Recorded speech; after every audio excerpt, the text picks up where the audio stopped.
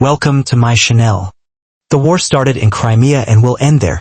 When these words came from the mouth of Ukrainian President Volodymyr Zelensky, Russia had blockaded a large part of Ukraine, including its coastline, from Crimea. Missiles, drones, and gliding bombs were launched daily from Crimea into Ukraine. As time passed, the war's dynamics changed. Ukraine achieved a breakthrough on the Crimean Peninsula, known as the Pearl of the Black Sea. Now Russian President Vladimir Putin faces a serious threat of losing Crimea. Explosions along the Crimean coast have triggered panic among Russian civilians and the military. This fear stems from the growing possibility of losing Crimea. What would happen if Russia lost the peninsula? How would this shift the balance of power in the Black Sea? Could this lead to Putin's defeat in the Ukraine war? Crimea, a strategic location in the Black Sea, has been central to this war. Ukrainian attacks, particularly the destruction of oil depots in the port of Feodosia, have severely weakened Russian logistics. Russian army vehicles in Crimea now face fuel shortages, leaving roughly 60,000 soldiers vulnerable. For nearly 3 years, Ukraine has aimed to wear down Russia's military presence in Crimea. Their efforts seem to be paying off.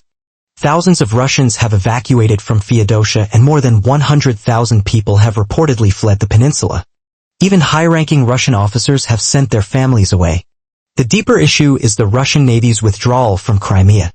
This has caused Russia to lose control over the Black Sea and the Ukrainian coast. Although defensive attempts were made, they haven't succeeded.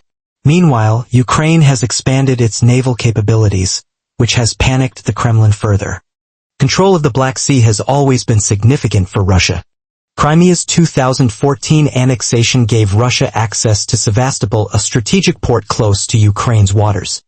With it, Russia could disrupt Ukraine's trade, especially grain exports. However, this was challenged by Romania, Bulgaria, and Turkey, who allowed Ukrainian ships passage through their waters to the Mediterranean. Despite Russia's threats, Ukraine managed to export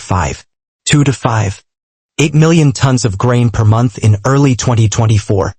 This was a recovery from the 2 million tons in mid-2023, which had dropped due to Russian attacks. These defeats indicate Russia's struggle to project naval power. Historically, Russia has always had limitations at sea. In the current war, Ukraine surprised the world by countering Russia's naval dominance through innovation and Western support. Ukrainian drones and cruise missiles from Britain and France played key roles in these victories. Despite Russia attacking around 200 port facilities, Ukraine's naval drone army tempered Russian aggression. Ukraine even established a new export corridor through Odessa's ports, boosting its economy. Ukraine's efforts are estimated to add $3 billion in exports and 1.2% to GDP growth in 2024. However, officials are cautious. Ukraine still lacks strong air defenses and international escorts to secure its corridor completely. Meanwhile, Russia has started relocating military resources from Crimea to the Kherson Oblast. The Atesh Group, a Ukrainian partisan movement, reported that the Russian 810th Marine Brigade was moving equipment from Sevastopol to Kherson. This left Kacha Bay in Crimea vulnerable. The 810th Brigade, part of Russia's Black Sea Fleet, is now reinforcing other regions. Damaged equipment is being repaired in Crimea before being sent to the front. Russia is also reallocating weapons from quieter zones like Kherson. Partisans reported sightings of a Buk M3 missile system and AP-18 radar station near Sevastopol. These movements contradict Russia's claims of full control over southern Ukraine and the Black Sea. Putin's past assurances about protecting Crimea appear increasingly hollow. Can he truly defend the peninsula? Can Russia reclaim its dominance in the Black Sea? History shows that Russia has repeatedly faced limitations at sea. In 1905, it suffered a major naval loss to Japan. In World War I, it worked with Britain to limit enemy activity in nearby seas. During World War II, it relied heavily on Allied support and had limited sea access. During the Cold War, its reach depended on submarines rather than surface fleets.